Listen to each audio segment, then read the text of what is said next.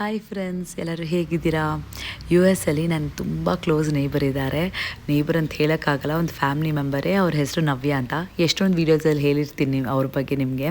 So ಅವ್ರು ಬಂದು ನಾನು ಜಸ್ಟ್ ಲೈಕ್ ಮೀ, ನಾನು ಇವಾಗ ವೆಕೇಷನಾಗಿ ಇಂಡಿಯಾಗೆ ಬಂದಿದ್ದೀನಲ್ಲ, ಅದೇ ಥರ ಅವರು ಬಂದಿದ್ದಾರೆ. ಸೊ ಅವ್ರು ಬಂದು ಅವ್ರ ಮನೆ ಫಂಕ್ಷನ್ಗೆ ಕರೆದಿದ್ರು. ಅವ್ರ ಅತ್ತೆ ಮಾವಂದು 50th wedding anniversary and Lakshmi Narasimha ಹೋಮ ಒಂದು ಪೂಜೆ ಥರ ಇಟ್ಟಿದ್ರು. ಸೊ ಅದಕ್ಕೆ ಕರೆದಿದ್ರು. ನಾನು, ಅಪ್ಪ, ಅಮ್ಮ, ಶ್ರುತಿ, ಆಮೇಲೆ ಆರ್ನ ಹೋಗಿದ್ವಿ. ತುಂಬ ಚೆನ್ನಾಗಿತ್ತು ರೀ. ಯಾಕೆ ಗೊತ್ತಾ, ಫಸ್ಟ್ ಆಫ್ ಆಲ್ ಅವ್ರು ತುಂಬ ಡಿಫ್ರೆಂಟಾಗಿ ಇಟ್ಟಿದ್ರು. ಒಂದು ಕಡೆ ಎಲ್ಲ ಹೋಮ ನಡೀತಿದೆ, ಆ್ಯಂಡ್ ಇನ್ನೊಂದು ಕಡೆ ಮಕ್ಳಿಗೆ ಆಟ ಆಡೋಕ್ಕೆ ಒಂದು ಸೆಕ್ಷನ್ ಥರ ಮಾಡಿದರು.